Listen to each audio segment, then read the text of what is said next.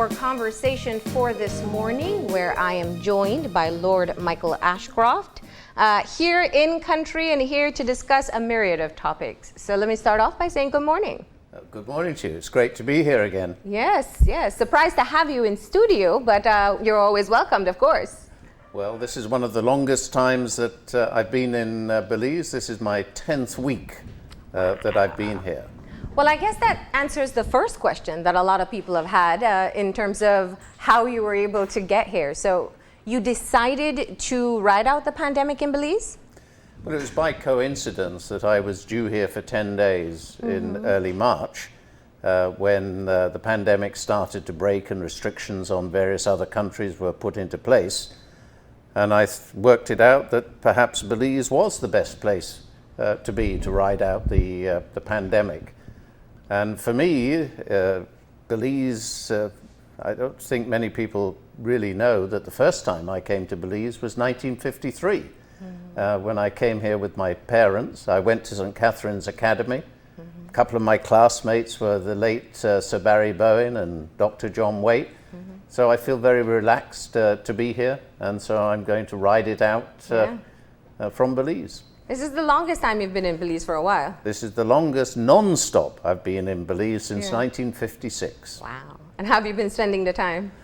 Well, I've been having to fight many fires around the world, as many of the businesses that I'm involved with have had problems with the Covid-19 consequences. So I've probably worked harder in the first 6 weeks of the pandemic than I ever have in my life in trying to sort out all the issues that COVID-19. But I've also done a lot of writing, and I'm publishing a couple of books later this year. So it has kept me very busy. But I'm out there in the mornings, as you well know, as we pass each other on our exercise, and I'm averaging 5 miles a day. I even bumped into the Prime Minister one morning on his walk. Okay. You had to keep physical distance, of course. Of course, keeping to all the protocols. Okay. Now, you speak of the work that you've had to do with your businesses, and we definitely want to talk about the impact this pandemic has had on the economy. But before we get into that, I want to find out, just you've been an observer, and you naturally are, of the response of our efforts here to contain the COVID-19 pandemic. And, you chose to stay in Belize. It seems to be the better decision because the UK now has the second highest death toll globally. Now, when you look at the response here and the fact that we've been able to contain what we call our first wave, what's your observation on this? Well, certainly we acted as a nation quickly, as did some other nations around the Caribbean. And we were able to track and trace and only had 18 cases. And ironically, the first one was in fact a Belizean coming back from California here. And so we're now, I think, about day 30. So we've contained it, and we're one of about 15 countries only in the world that is in the position that we are today. The difficulty is what we do from this particular point. Now, for example, tourism in this country is over 40% of our GDP. And yesterday, Standard & Poor's issued a report as to which of 122 nations were in the most trouble where tourism was concerned and the consequences on the economy. Belize was number 3, and number 1 was Aruba. And yesterday, Aruba announced that they were going to open up in the second half of next month, subject to certain limitations. The World Health Organization yesterday said the virus may never go away. So we now have the balance between medical health and the economic health of the nation. And this has been a global debate, and I think we see it most prominent in the United States right now. The question really is, how do you balance prioritizing life or focusing on the economy, which also has long-term implications on the livelihood of people? Where do you weigh in on this debate? Well, there is an old saying in anything: when you try to for example, to stop a second wave in Belize. If you listen to strict medical advice and you listen to everything, you won't open your borders for another year or so. But the consequence of that will be a nation that becomes virtually bankrupt. Devaluation will start to slowly rise as a necessary issue. The foreign currency to the country dries up. And so the more that you try then to protect the health side, there is a residual risk. And as you try to act to even stop a residual risk, then your economy is crashing. And at that point, the politicians have to make the decision and take that risk, where the economic health of the country is the major factor, and have to accept that there may well be a residual risk that the country has to take in order to get its economy back. You can understand that any leader is in a tough spot, because what you call residual risk is loss of life of many Belizeans. You know, the vulnerable population no longer includes just the elderly, it's people with chronic conditions. We have a number of people who are diabetic, hypertensive, they have renal failure. And so that risk is a matter of losing loved ones. And so being able to make that decision is certainly not an easy one. No, it's not. And that's the balance that the politicians have to make. People like myself tick a few boxes of vulnerability. I'm over 70, I'm a diabetic, sadly slightly overweight, and I've recovered from sepsis in the last few years. So for people like myself, we are at higher risk.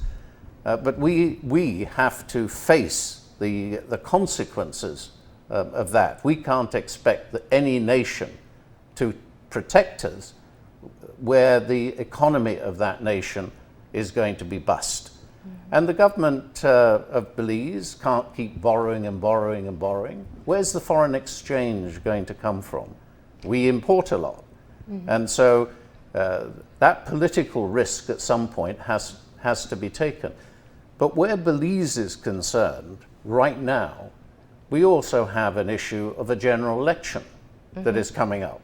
And some of the decisions can be clouded by political decisions as well as medical decisions or economic decisions. And in an ideal world, I would like that election to come early so that whoever the government is and whoever the next prime minister is has a 5-year mandate to be able to start to resolve these complicated issues without having too much of a political consideration in the decision making of what the nation has to face today. You're jumping ahead, and there's a lot that you just said, but let's start to unpack that. The first thing, though, and I want to be very clear on it, the difference between Belize versus many other countries is looking at what our healthcare system can provide for. When we see the very popular flatten the curve graphic, you're talking about the lower line where you want to flatten the curve being what your healthcare system can afford to accommodate. Now, we know that we had been lagging in being able to improve our healthcare system. So it's even more important that we are able to be rigid in our measures. The clear example is how we contained the first case. We shut down even before there was community spread. Yes, but life is not about the best of choices. Life is about least worst alternatives. And when you're faced with least worst alternatives, there is always a counter argument. And this is where the nation elects its politicians to have to make those hard choices between the medical health of a nation and the economic health of a nation. And you will always get people who believe that it's quite acceptable for a nation to go bankrupt to save some lives, and it's an understandable point of view. And you will get others who believe the economic health at some point is the most important one, and that if there is no perfect solution, to do the best that one can to balance those two sides of the equation. And so for small countries like Belize, before it opens its international borders, is to do as much as it can in getting its medical supplies, its testing kits, its swabs, and everything else, and its track and trace people. The United Kingdom, for example, has got many volunteers that now do track and trace to be able that if an outbreak happens, to be able to act swiftly, as we did before, to curtail it, except in the second time, if you open the borders, you don't have the luxury, as we did once, of closing down San Pedro. So it's a difficult choice that has to be made. And that is what the politicians have faced. And I said to the Prime Minister right at the beginning of this, I said, for every Prime Minister or leader, you will not know if you've made the right decisions except in hindsight rather than foresight. And especially given the uncertainty that this pandemic brings with it. Let's focus on the economy and specifically on tourism, because I know that that's an area where you have been speaking about. We started to see the effects of the pandemic long before we had our first confirmed case. In fact, when Europe started their outbreak and the US put in place restrictions on travel, we started to see cancellations throughout the country. And now the talk is about being able to open up for local tourism. Now, we know that based on what the Hotel Association is saying, they're saying that local tourism has only accounted for 10% of what they usually accommodate over the course of the year. What are your thoughts on being able to try to use the Belizean population as a way of stimulating some revenue for the tourism industry? We're too small a nation to be able to survive on local tourism. Bigger countries, like Australia, for example, can do without their tourists or their non-Australians to come to Australia. And they're creating a bubble between Australia and New Zealand and isolating it so that people can travel between the two. And Australia, for example, in this ranking of 122 countries is 53. So they could actually survive by keeping their borders closed. We're seeing in Belize, we're surrounded by Mexico and Guatemala, the United States, but our main tourism, and there's a difference, by the way, between opening our land borders and our air borders, and that's a different subject. But where tourism is over 40% of our GDP, and we're number 3 in this list, that local tourism will not be the answer. And I would be surprised if most of the small hotels will open, because they still have to have staff and overhead to be able to cope with such a drastic reduction in the number of people. And it's not just the tourists, it's what the foreigners bring to Belize. They're buying apartments, they're buying houses, they're buying, for example, my son Andrew is developing a Marriott autograph on San Pedro. Alaya. And he worked out at the beginning, he's got Grand Colony, Banyan Bay, and creating Alaya, that he would bring in approximately $50 million at the end of the project. And within that 50 million, there's probably about 20 million that will have to go out in supplies to bring in. But probably somewhere around a $30 million benefit to the foreign exchange of the country. And that is just one site in Belize. You start multiplying it up, and we're not only losing the tourists coming and what they spend when they come, but also all those that come to invest in the nation. And that is a big loss to us. Now, looking at that specific project, the timeline for its completion and opening was this year. How has the pandemic impacted that? Well, it won't. It won't open this year. Because the problem is the moment that the pandemic and San Pedro went into lockdown, then many of the workers that come from Orange Walk and other districts were not able to come, so that no development happened. And then, of course, to complete a project like that, you need a lot of imports of furniture and other goods and so on and so forth, which then equally have a problem. So whilst construction has now started, it'll probably be delayed. It won't be terminal, but it'll be probably another 3 months or so. Then rather than open for the season, we'll open sometime in the spring, which will be which that in itself has issues. Well, I think the idea of knowing whether we'll have a peak season at the end of the year is still one of those unknown factors.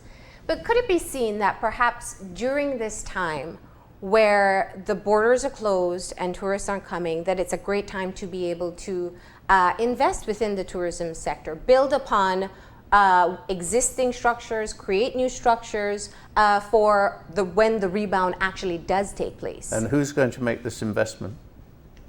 Well, as an investor, I'm asking you if that would be a wise decision. On whose part? You see, for an investor, for example, we talked about my son's project. He has 10 people that have effectively put a deposit on an apartment. But one of the conditions is they're able to come and see it. So it's very difficult for an investor to be unable to come to Belize in order to make an investment decision. And so we're back again as to when and under what protocols we're able to open the airport for both tourists and investors. And once the borders are opened in the Caribbean generally, every Caribbean nation will be seeking foreign currency investors. And those governments that are ahead of the game will be able to offer the appropriate incentives to get those foreign currency investors. There'll be more opportunity around the Caribbean than money that will be available in the short term by those investors. Let's look at what we know so far about the potential of opening back up the borders. We know that flights are allowed to be booked as of the summer. We know that the health experts in Belize and the Prime Minister have spoken of looking into procuring rapid tests, and that possibly being a way that we would be able to open specifically the Philip Goldson Airport and allowing for tourists to come in. But we rely on most of our tourists, whether they're transiting through the US or they're Americans themselves. And we see just the complete disorder that is taking place there in them being able to handle COVID-19. So we're so dependent on them being able to contain. Yes, but as I've explained before, there is no perfect solution here. The nation is faced with least worst alternatives. And the politicians have to decide the balance between medical health and the economic health of the nation. If we continue as we are, we will exhaust our foreign currency reserves. We may have to go into an IMF standby program, which is something the Prime Minister has resisted so far and has far-reaching consequences of unemployment, of retrenchment, probably the rise of devaluation issues coming. So on the economic health side, what is the government's plan to get foreign currency into the country to keep the economy going?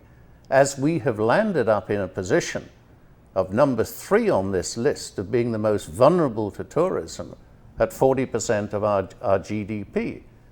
And I think we can go round and round in circles on this one, because there is no perfect solution. No. It's a political judgment of our leaders.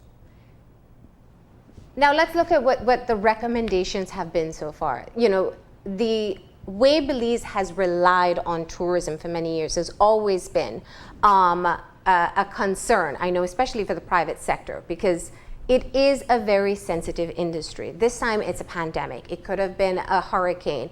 It could have been implications of the crime situation that we were facing that we would have seen or could have seen an impact on tourism. So the conversation is also about diversifying where we get our income from, focusing on agriculture and exports that we can perhaps be able to capitalize on right within the region.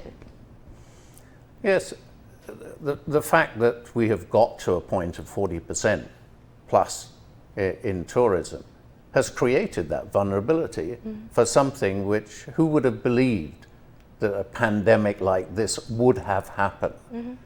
And so, yes, of course, we should be having a look at developing the productive sector of the economy a lot more. But you still need the entrepreneurs to do it, you still need the people to do it, you still need the investors to do it. And that is part of what government needs to do, as to broaden and help diversify the economy. But those are all political decisions that we will see in the manifestos of both the UDP and the PUP as to what their plans are for the economy of the nation. Now, we cannot sit here and talk about the economic impact of the pandemic without acknowledging where we were before it. And so I think when we saw very early on into the state of emergency and the lockdowns, where there was already, the government was already strapped to cash in delaying payments to public officers, last year we saw 3 quarters where there was a decline in GDP. And then we suddenly were facing the pandemic. So we were already on poor footing to get started.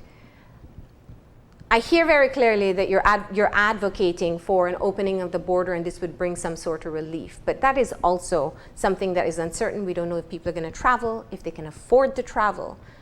What do you imagine an economic recovery would look like for Belize? That's a very difficult question, because first of all, it's are you going to, when are the borders going to open? And again, there's a difference between the land and the so air border. Let's use the scenario that's currently in place. Let's say the borders, the Philip Golson Airport is opened in June, July, and we don't see, and probably won't see, the influx of tourists that we saw just in January of this year. We'll still be in a difficult position. Yes, we will. We will be. And I don't think there's any move. There is no Pandora's box here. These are going to be very difficult political decisions, and you have to work out what your priorities. So the first thing is this balance between, which I've repeated a number of times, between medical health and economic health, and the risks and the residual risk that is left. It is possible there may never be a vaccine for COVID-19.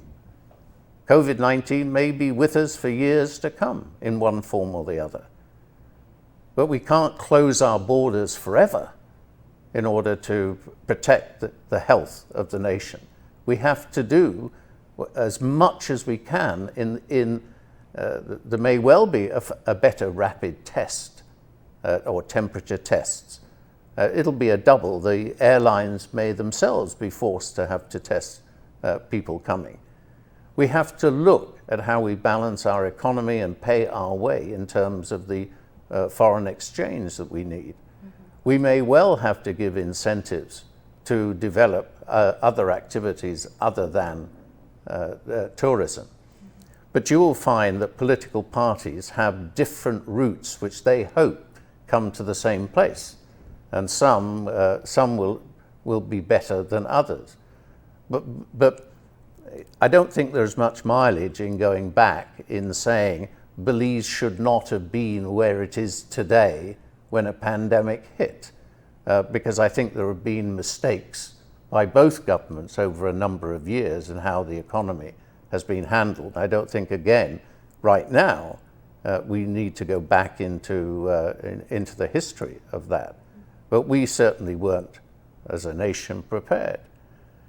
And so these are very tough decisions going forward. And nobody has got, if I were running the country as an autocrat, I might have different ways of handling something. But you've seen the disputes with people, with the PSU, which I think they arrived at a settlement last night.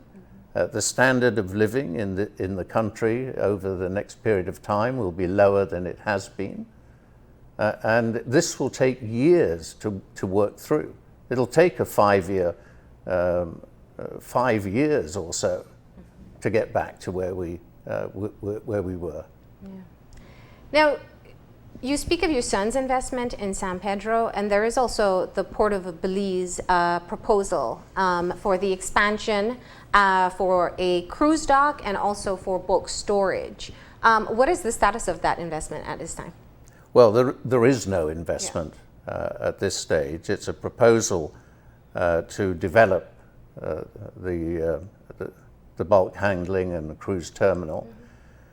Because the cruise liners have basically said that as their ships get bigger in the future, that within 2 to 3 years' time, that they don't want to necessarily come to ports that have to tender their passengers in. Mm-hmm. So the time is running out for Belize, and the discussions on doing something here has been going on for a number of years.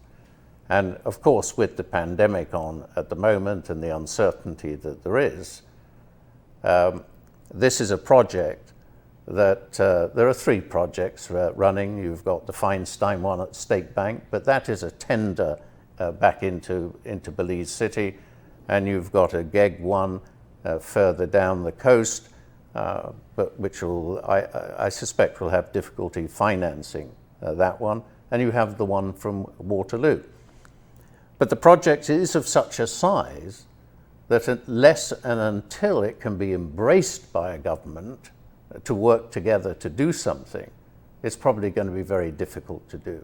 How optimistic are you that it will be approved? We've got a general election coming up. I think a final decision probably by any government would have to be with the new government that comes in. I certainly would find it very difficult between now and an election to be able to put all the mechanisms in place to be able to, and that will be up to the government as to whether they want an investment that a major foreign currency investor in the country that will create significant employment to the Port Loyola and other areas of Belize City, will cater to an increasing number of tourism as once the pandemic starts to go down. Even now, cruise liners are talking about 2021 bookings still being fairly robust. Mm-hmm. Well, I was going to ask about that because the global cruise industry is taking a hit as well. And very similar to, I think, everyone else in trying to figure out what kind of certainty we have for recovery, they're also in an unknown period. Of course they are. But at the moment, the major cruise liners have been able to raise the amount of capital for them to be able to survive. So I think it's undeniable that the major cruise liners will weather the pandemic, and they'll be back in full force. The ships will be bigger, and Belize will either be part of that or will not be part of that. And again, these are political decisions that whoever is the Prime Minister must make as to whether they can offer sufficient partnership benefits to be able to get a major infrastructure project done. And I'm neither optimistic nor pessimistic. I'm more a realist and a pragmatist. It would be very nice to do something in Belize, but if the government feels that the other projects are better for the nation, I have no problem with that. Now, hearing your thoughts on reopening the border and allowing for tourists to come back, it is very easy for people to be able to associate it with your own current relationship with the tourism sector. Your son's investment in San Pedro. We know the implication for the foreign exchange for the banking sector. So people may see this advocacy on your part as purely selfish. Yes, of course. And that will never stop. There is no record of success that cannot give an opponent material for criticism.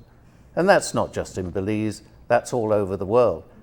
I even saw on Facebook that when I said I was prepared to donate $10 million to help the COVID one, I saw on Facebook, this is the money to get the government to approve the port project.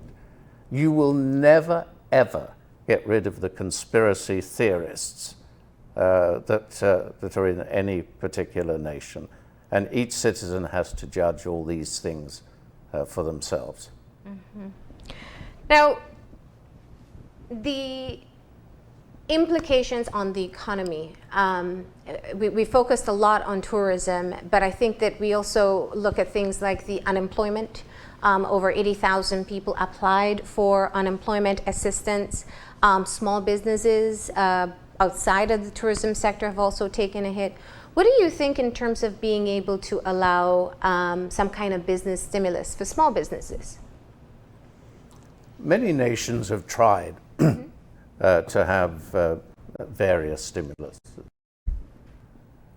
But in these times, you have to balance it between trying to support existing businesses and then trying to see how you can get businesses to come off the ground. And finding finance for new businesses is very difficult because often those entrepreneurs, they have no security to offer to any lending institution. And also, it's not only that of going for a facility, there is an expectation sometimes that the financial institution should take 100% of the risk. So the entrepreneur will get the upside if it goes well, and the bank will take the loss on the downside. And that balance doesn't really work when the financial institutions are lending other people's money. And they have a duty and a responsibility to act prudently. But if the government wanted to be able to guarantee certain loans to help small businesses get off the ground, then that again is a political decision. But you can't always rely on the private sector to do everything. You know, yesterday we had a conversation because we've been speaking about the economic issues since we are at the point of containment for the first wave. And the guest suggested that perhaps what would have been a better alternative instead of allowing for financial institutions to make their own decisions as to how they'd offer relief was if there was some sort of mandate as to the across the board type of relief that would be offered to the private sector. What do you think about that? Well, there is relief being offered at this time. Is it sufficient though? Well, in life, normally nothing is ever sufficient. And again, these are the least worst alternatives that have to be made. But it depends if you want a healthy financial system in a country. And at this time, all the banks, as I understand it, are offering moratoria for businesses.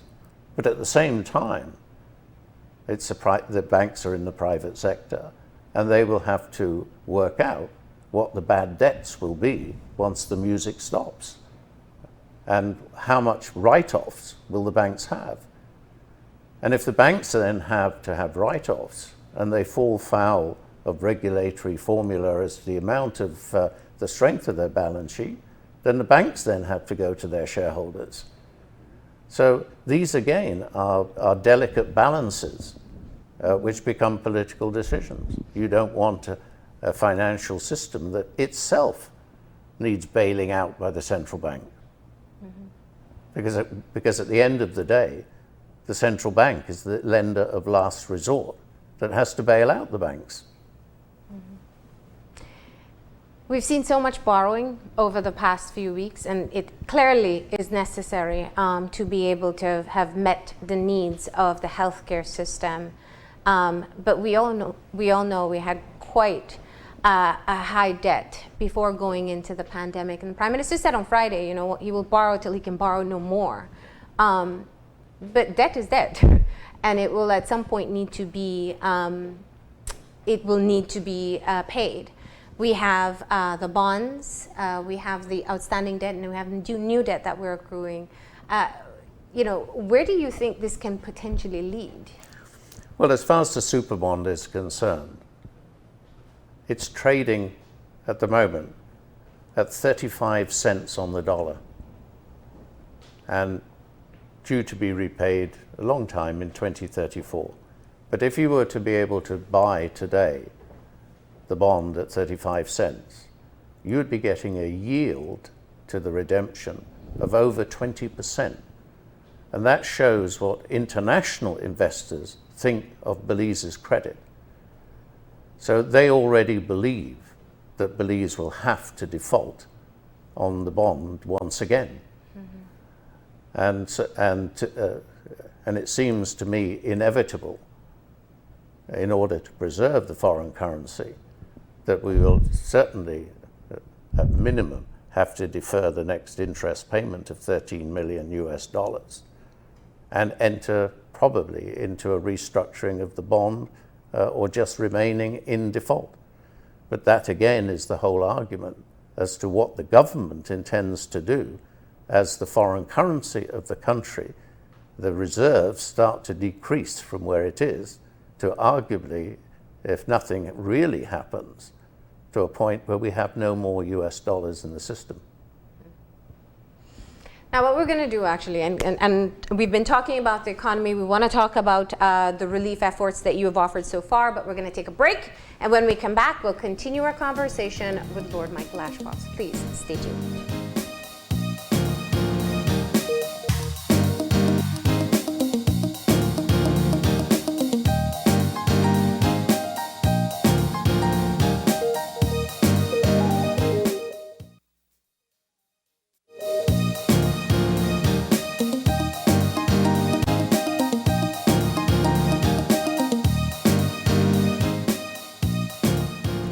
We're back, and we are continuing our conversation with Lord Michael Ashcroft, talking all things COVID related, and we'll get into some other topics as well. Now, I wanted to get into the Lord Ashcroft COVID-19 relief. You put forward 10 million Belize dollars entrusted to the Belize Bank to be able to assist in our pandemic response. Where did that motivation come from? Well, once it was obvious that the nation was going to have to prepare itself and would run into some problems in financing, finding equipment, so on and so forth, that I felt that people who could contribute financially, those that had the wealth to be able to do something, should step forward. Mm-hmm. So that was the motivation, and I hoped that other wealthy families in Belize would equally step forward and be able to assist as much as they can. And many of them, and some of them have to various degrees that they're able to. So that was just a gesture at that particular point. And it's been I'm very pleased at the ability to be able to help, not just on medical supplies, but on food, through the Red Cross, helping the nurses, helping the police with masks and gloves. And it's also meant that I've been able to speak to a lot of people in the country as well and understand some of the problems. And that's not just the giving of that, it's also being here has meant that as I've gone out walking in the morning, and I've been walking all around Belize, down on the south side, being recognized by many people, surprised to see me, especially down the south side, and then chatting to the police, listening to them. So the whole combination has been worthwhile. Yeah. How involved have you been in the selection process? Well, there is a small committee at the bank that decides what is appropriate and what isn't appropriate. And that seems to be working fairly well. And I'm well supported by Lyndon Giuseppe as the CEO of the Belize Bank in order to make the distributions. And so it's been a good experience, and I'm happy I did it. Was there any one donation that perhaps personally affected you or inspired you? Well, I've heard some of the churches that have got their food programs, and I've tried to avoid politics through this. Of course, the fund has had certain members of the House of Representatives wanting to help in their districts, but I've avoided that. I've moved to the Red Cross, I've moved to the churches, I've moved to a very nice charity in San Pedro called Hope Haven that has been distributing within the San Pedro area. And so yes, it's been good, and and as I've said, I've enjoyed it. But I don't think we really need to dwell on it anymore. It's just something I've enjoyed doing. How much have you given out so far? About half has either been spent or committed so far, and then we still have a long way to go in terms of the hardship in the nation. Mm-hmm.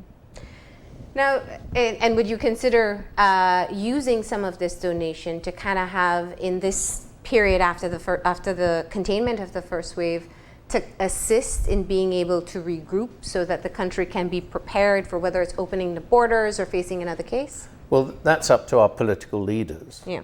I'm always happy to help in any direction, but obviously that's up to the Prime Minister as to how far or nothing at all he wishes for contributions from me in terms of expertise or experience. But I'm available, as any good citizen should be, to be able to help if called upon. Perhaps helping in sourcing some of the rapid testing kits? Well, I think the Ministry of Health is on top of that. The World Health Organization is well on top of that. And so those sorts of kits, Belize has the ability to be able to source them. It's not often just the sourcing, it's the pricing. It's whether you can get them at the appropriate price, and how do you avoid the hustling and the markups and the price gouging by intermediaries in the process. Where there's demand all over the world. Exactly. I don't think we need to. I think we all understand this subject without going into it in detail.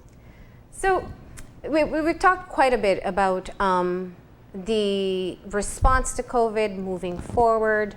I want to get into some of the pre-COVID issues, and sometimes it's hard to imagine what we were talking about even in January, but we've had quite a tumultuous start from the beginning of this year.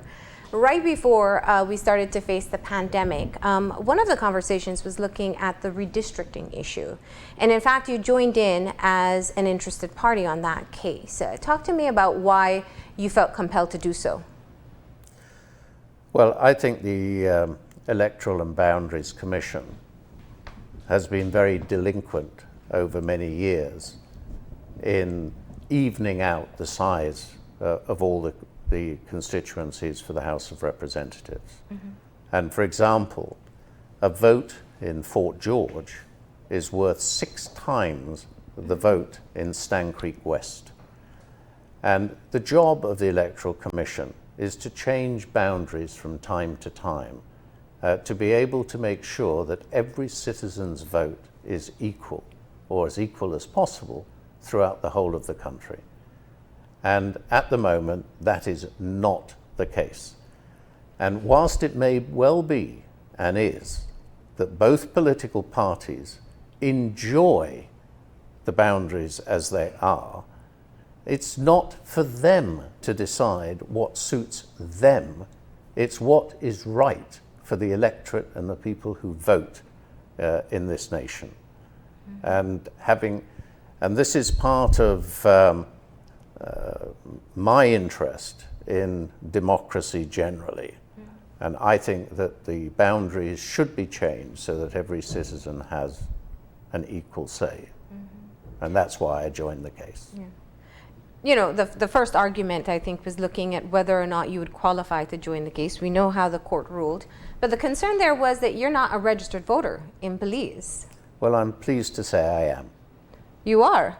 I am now. Because you have spent this past time? Yes, so I've decided, but that's a red herring. That's not particularly important. I'm a Belizean national, and whether I decide I wish to vote or not is immaterial to the case. It is whether it is right that these boundaries are as they are. As you clearly stated, you know, the major political parties have expressed concerns. They've said a lot of different reasons why there's not enough time. We've already done the groundwork. It may cause confusion. in reality, it's not in any politician's interest to be able to change the people that they've built connections with. And so the level of support is limited. I always smile when I hear politicians spinning. I once said under a different context is, how do you know when a politician is lying? His lips move. And therefore, to that extent, of course they'll throw up every argument they can. But very, very little of the arguments they throw up negates the fact that the Electoral and Boundaries Commission have been delinquent in their duty to the citizens of this country in ensuring the democratic vote is fair. Yeah. And the laws are very clear on it, in how the country should be divided for the voting process. But are you concerned that a rushed process, whenever the general election takes place, that a rushed process can actually lead to more of the same, grouping people based on political biases and moving boundaries based on what is most convenient for those who are making that decision? This is not a problem that faces Belize. It faces every democratic nation, including the United States, the United Kingdom, as to where those boundaries are placed. And there is always political interference by the ruling party at the time to try to maximize their own advantage. But that is no reason for not attempting to do something and saying, let's not change anything because the politicians will disrupt it. That's not an answer to a democratic nation. Mm-hmm. Now, what is the status of the case right now? Well, we went through that all civil cases were held up. They're starting to get back again, and I think the process will continue. But I'm a pragmatist. It does seem highly unlikely under the present circumstances that we'll get through the necessary procedures to be able to change it before the next election. So in this particular case, we'll probably still be fighting on the old boundaries, and the voters in Stang Creek West must realize that their vote is worth just 1/6 of the vote of those in the Fort George. It's wrong, but that's just the price of what is happening to date. Mm-hmm. The general election was originally scheduled for, or should be, in November, and given the context that we're in right now, there's been no talk of general election, at least publicly. There's an outstanding leadership convention for the UDP. You said earlier, and I didn't miss it, that you hoped they would have an earlier election. What is this? Why do you have this suggestion? Well, it's not a suggestion. It's the fact that I explained earlier that we have medical health, economic health, but at the moment we also have politics involved in all these decisions because neither party wishes to lose any voters by any decisions or policies that they make at the moment. And I believe that we need a good 5 years of a government to take us through all this pandemic. I think to have an election in November of this year, or even push it back to February of next year, does the nation no favors. And this term is near its end. And then we have the whole issue of running a general election through this period of time. However, yesterday, the Prime Minister of St. Kitts called a general election, so we'll at least have a case study of how they hold an election during a lockdown and other measures. But that call is down to the Prime Minister. We also have the issue that we don't know on the UDP side who is going to be the leader.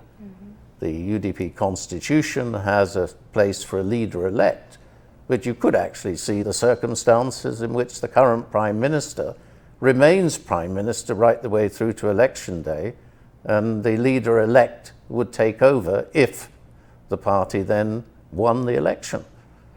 So all those things and those political uncertainties, I believe it would be good to get them out of the way sooner rather than later. Seems unlikely that they would prioritize that at this time. Well, I think we know that a week is a long time in politics. Mm-hmm. Now, I know you follow very avidly the local news and watching what's happening. And if we go back to January, there were so many issues taking place. And when we saw what happened in the Utah courts and the allegations made against the leader-elect of, well, what was then the leader-elect of the UDP, the issue of campaign financing became prominent. And I want to ask, because you have openly stated that you finance some of the political parties in the past, but what are your thoughts on campaign financing reform?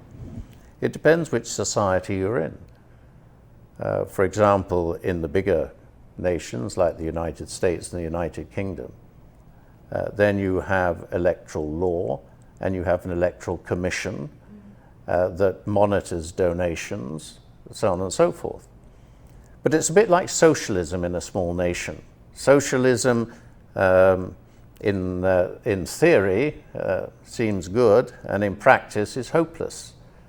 And so trying to put campaign disclosures in Belize, who's going to enforce it? Do you really believe that people are going to disclose it, that they move towards giving cash? Do you really? So I think you've actually got to say, how do you make something work and enforce it?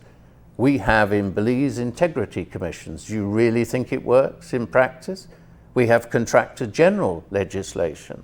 Do you really think it happens? Do you really think that public accountability works in practice in a small nation, or especially in Belize? Do you think you're going to be able to eradicate corruption in a small nation? We can certainly keep on working towards it. So those are things, and will a manifesto of either party talk about heavy legislation that penalties are high for these? So it's again, we land up in this world of least worst alternatives, but there is no point in doing something that you can neither enforce or would work. But I'm asking from the perspective of someone who helps to finance campaigns, whether you would be open to disclose how much you give and who you give if the regulation was in place. Well, if the law says one thing, then there'll be those that will comply and those that will clearly not comply. Mm-hmm. And I would comply if that was the law. And do you think others would? Do you think they would be less inclined to donate to political parties? I think you have to come to your own judgment as to whether you actually believe that that a law that says there should be transparency would work in Belize. Mm-hmm. The assumption then is that if people are not open in being able to disclose that they support financially a political party, and you're unique in being able to say publicly that you do, and when you do, is that there is an assumption or an agreement of, the now famous term quid pro quo, some sort of exchange that may come. Is that usually the case? Well, I think you have to come to your own judgments on that. There will never be a donation that those that wish to find an alternative for the reason of the donation will not come forward and say it. And so you'll always have those.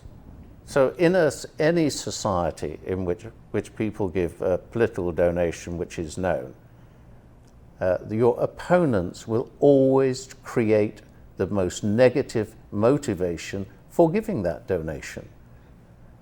And you live in Belize, you know the political system here, you've seen it. If you actually believe that there is no corruption in the system, then I don't know which world you're living in. No, I think it's the opposite. I think the corruption is blatant. And I think that's why organizations and the wider public and advocates have been looking towards what possible solutions or measures can be put in place to mitigate the level of corruption that we know, even if just anecdotally, takes place? Well, for about 12 years, I've done enormous amount of political polling in Belize, and I do it with the professionals from the United States. And I very rarely publish that polling. I do it out of self-interest because I do it in the United States, I do it in the United Kingdom, and it's my hobby to understand, or to try to understand, the mood of a nation. And it should be no surprise to anyone that in Belize, in the last major survey that I did, which was pre-COVID, that the two highest issues were crime and corruption. So the question to the politicians of both parties, what are you going to do about it? Those are the two major issues of the nation. Now, clearly, with COVID, the economy has come to the forefront. So you've got three major issues for the next election that the politicians have to address: crime, corruption, economy. And it'll be interesting to see.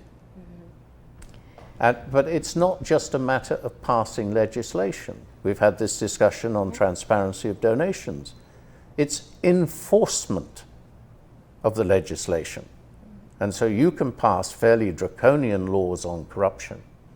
You can have for example, in one country, they have a whistleblowers act in which information leading to the arrest, conviction, and recovery of corrupt proceeds, the whistleblower gets 10%.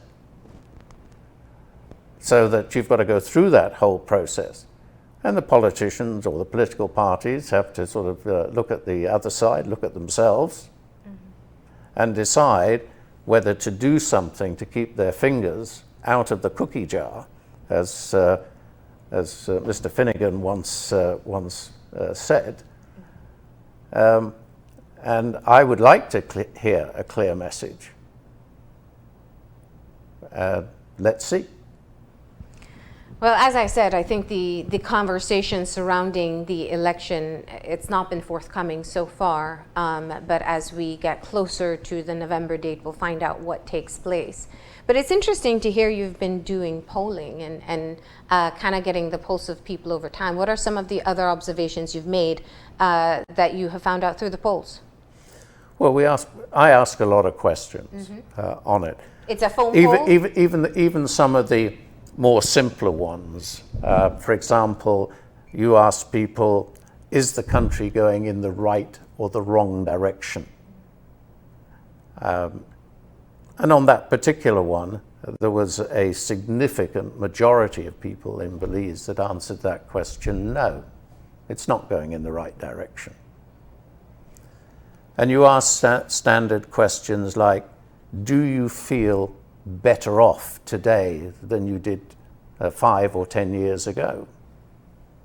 And already you know what answer you would give to that particular question. And that starts to feel some of the mood. Then you're asking people, what are the most important issues to them? And you list those particular issues. And as I've said, pre-COVID, it was crime and corruption. It was crime and corruption. And then you ask people what they think of the various political leaders. And at the time that I did the survey, it was who they would prefer as the leader of the UDP. And I'm not answering your next question. Which options were there at that time? Well, there are a few, but we do more than just the top two, because you never know how things turn out. And so that for me is a hobby which I enjoy doing. Yeah. And I'll continue to do it. And the irony of it is that in the last 2 general elections, where I actually polled within the constituencies to see which way the seats were going, it was pretty accurate as to what the result of the election would be. Yeah. So you have been following the leadership convention for the UDP. What are your thoughts there? Well, it's one that has to be resolved. Beyond resolve. But you know, the UDP have to make their own decision, and when they make that decision. Look, even in politics in the United Kingdom, when we have a leadership election, I'm on record as saying that we never have the best of choices. We have the least worst alternatives. And that's not meant to be derogatory to anybody, but that's the way the political system works. In the United Kingdom, you don't get the best person to lead a nation. You have to choose from your elected representatives. And in Belize, we have to choose from our elected representatives. In the United States, anyone can stand for president. Sometimes you get a good one, and sometimes a not so good one. Sometimes you get one that can unite a nation, and others that's divisive. But the U.S. cabinet is not within Congress. It's a cabinet of arguably the best talent that you can have in a nation. Yeah. In Westminster-type democracies like Belize and the United Kingdom, we have to choose our ministers from our elected representatives to run the nation. Not always the best of talent of the nation. Mm-hmm. So we are in an election year, and are you supporting any of the major political parties? I know as a good interviewer, and you're a very professional in your interviewing, but there are some questions that it's appropriate that the person you're interviewing doesn't answer the question. Mm-hmm. And you've just hit one on the head. Are you supporting any of the political parties? Well, the judgment will be, let's have a look at what the prospectus of both parties and what they have to say as to how they're going to recover this nation from where it is today. So the overriding factor will be who has and who do you have confidence in leading this nation for the next 5 years. Have you been in conversation with both the leader of the opposition and the Prime Minister? I have conversations with people in the business community. I have conversations with various UDP ministers, some of whom would be quite happy for it to be known I'm talking to them, and others that would prefer not. Of course, I have conversations with a number of people on both sides of the equation. And during this pandemic, I've met both the Prime Minister and the Leader of the Opposition. Have you communicated to them the position that you said that perhaps an earlier election where someone makes the definitive plan as to how we move forward? Have you communicated that? No, I thought that I would mention that to you for the first time on one of the best television channels in Belize, Channel 5. I'm sure everyone is aware of your bias there. But, you know, it's interesting because you are known to be a very influential person in this country and a very influential person to politicians, not without a lot of scrutiny. And we saw what was a very strained relationship with the current Prime Minister over the years. So how would you characterize the current relationship? Well, it's when we do meet, it's very civil. We have an enormous amount of humor between the two of us. You have to remember that many years ago, the Prime Minister was actually acting for me as a lawyer. So we know each other fairly well. Mm-hmm. There has never been, in times that we've met, any personal acrimony. And I would actually suggest that once he steps down and is not in politics, we would probably revive a good personal relationship with each other. I regard all the disputes as business, not personal.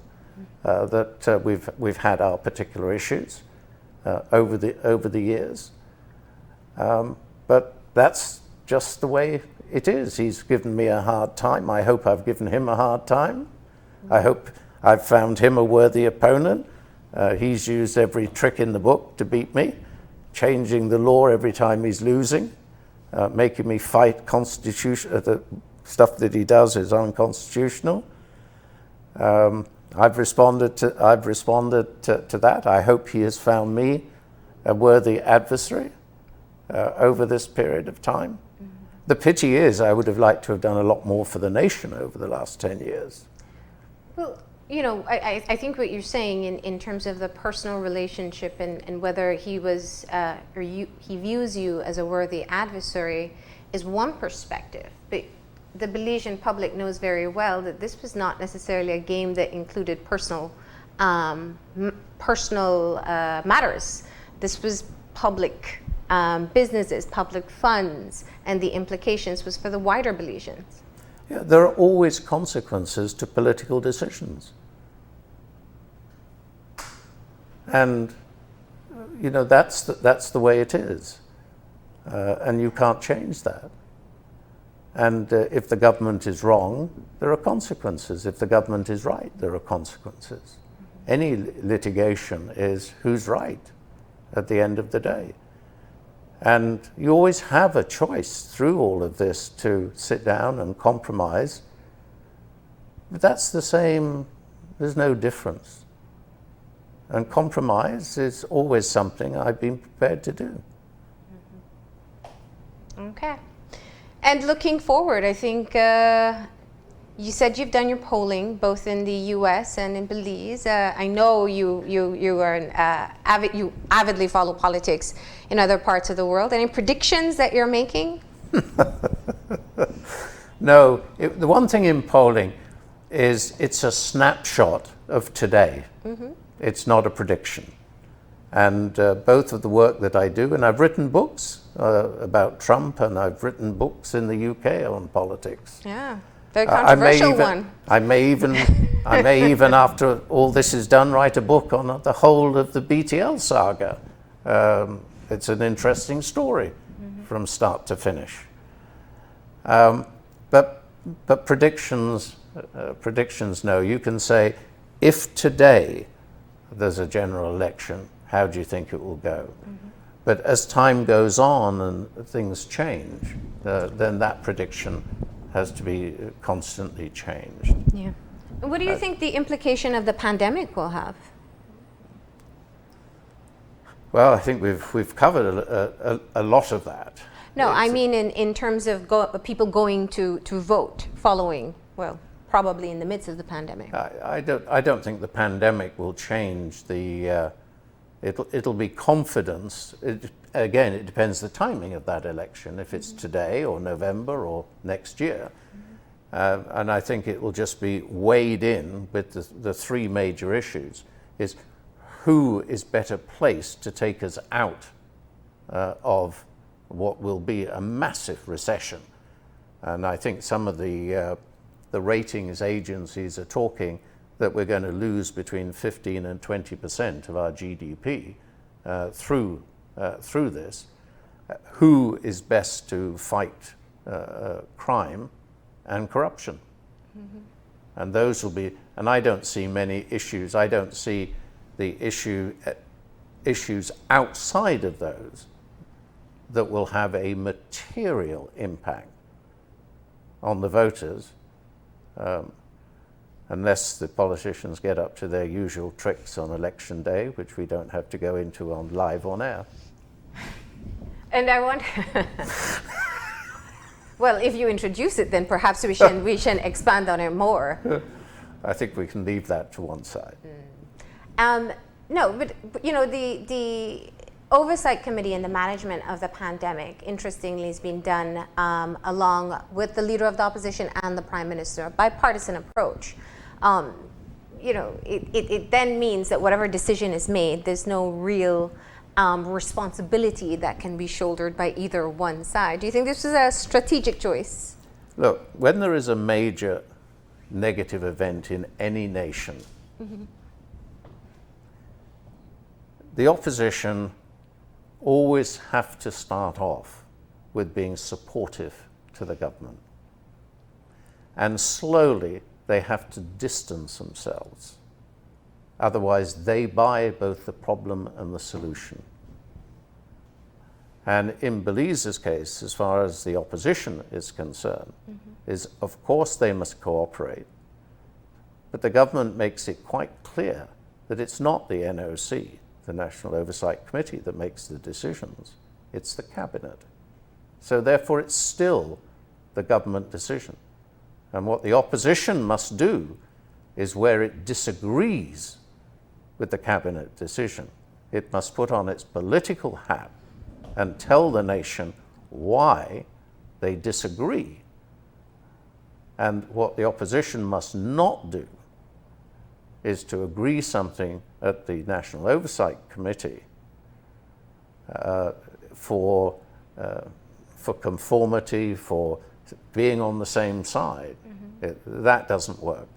So the opposition has to have its own say, maybe even its own press conferences, its own media, and say that at the National Oversight Committee we disagreed with the government, but of course it's their decision, they're in government, and must make that to the nation, and then let the people decide whether the government action is correct or whether the opposition's position is correct, and choose. All right. And we've seen some of that taking place already. Just before we close, I know that you've been doing quite a bit since you're here. You're finishing up a book to be released by the end of the year. What are some of the other things you've been doing to pass the time? Well, as I said earlier on, it's been one of the toughest times. I've got businesses all over the world, and none of those businesses have really been exempt from the effects of Covid-19. And it's been extremely tough. And the thing about having a management team, you can have a management team as it goes forward, they can be a good management team. But the test of an excellent management team is managing in retreat. Rather than moving forward to maximize profitability, you're having to move to minimize the losses that you're making. And that isn't just businessmen it's also whether we have good politicians. Because in good times, there is one particular path. But when you have something like COVID-19 and you're managing in retreat, this shows whether you have politicians or statesmen, and whether the politician can bring the nation together, use all the talents of the nation, or whether his partisan political hat outweighs the judgment that is right for the people of the nation. And so that's what you have been trying to do with your management team? Correct.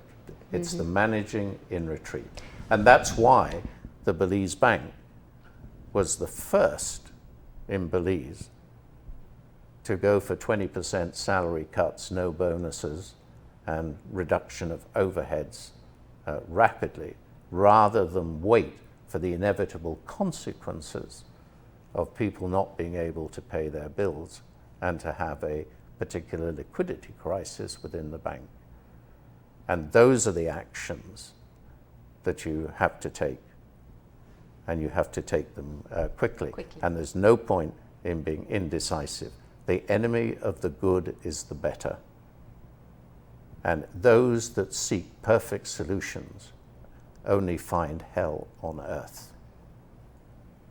And before we close, everybody has been adjusting or attempting to adjust to what is being called the new normal. Until there is a vaccination that is accessible in Belize, or treatment that we can also take advantage of, the new normal now includes physical distancing, telecommuting, using face shields, and a number of different changes that we're all trying to grow accustomed to. How have you been adjusting to the new normal? Well, I of course, when I now go on my morning exercise, have to wear a mask. I wish I didn't. But the interesting thing about wearing a mask is that the other day when I went out, I decided that as I passed everyone, I would do +1 to everyone that wore the mask properly, and -1 for those that either didn't. And those that didn't were those that have the mask under the nose, under the chin, or holding it. About half the people I passed were not wearing the mask properly. So that's a public reaction to things like wearing a mask. Social distancing, I think people automatically do because a fear has been created, especially when you listen to some of the medical people on the television. It's like listening to an undertaker, droning on about this person and ill and tracing and tracking and deaths here, there. It can the medical advice can sometimes create that fear. So yes, there will be a new normal, and we'll get used to it. And as Darwin himself years ago said, it's the survival of the fittest. And old codgers like me with my medical conditions are those you are that a high-risk person. I'm high risk, and therefore to that extent, I have to be aware of the fact that I'm vulnerable. Yes, yes. And so when the airport is open once again, are you straight back to the UK, especially looking at what they're facing? No, there's actually no point at the moment until we see where this new normal settles, because I have interests all over the world, including Australia. But at the moment, a non-Australian will have to quarantine for 14 days. So we're getting used to the new normal. I'm getting used to Zoom. I'm getting used to Skype. I'm getting used to WhatsApp videoing. I'm getting used to having board meetings like this. And so as I say to my colleagues, no more international travel. We'll save the overheads now because we've now found that this new normal is the way that we do business. I found in one of my businesses in the UK is that people at home, I have a book publishing company, and we found that we actually don't need offices, that they're actually being able to do all the work at home or without having a central office. And that management team said, let the lease go, we don't need it. So the new norm will be on property as well as how much property is the old thing about working from offices. We have Twitter that's already said that they don't expect everyone to come back to work. So there will be significant changes as we go forward. And in any circumstances, opportunities are created. It's the ability to spot those opportunities. But throughout all this, there'll be a lot of damage done, and there'll be a lot of people that were wealthy that will take severe losses before they come out. And their trick will be to hold on to their assets and use their liquidity sparingly. Wealthy people don't normally have extremes amount of liquidity. They have assets, and the assets have dropped in value. And so even the wealthy have to try to preserve what they've worked through their life to be able to achieve. And on the flip side of that, we have people who were already poor or marginally poor who are now facing even more dire straits. They will do indeed, and often that is because of the consequences that many governments of smaller nations especially did not fix the roof whilst the sun was shining, and they're now trying to fix it whilst it's pissing with rain. And with that, since we don't have a censor lined up, we're going to close it off. Is there anything else you'd like to share with us this morning as we close? No, I've enjoyed the conversation. There's a lot more that we could cover. Always. And maybe we can have another conversation at some point between the two of us. All right. Well, thank you very much for coming in and for sharing your thoughts with us. Thank you indeed. All right, we're going to go ahead and take a break, and when we come back, we're going to be talking to the Belize Medical and Dental Association after the break, so stay tuned.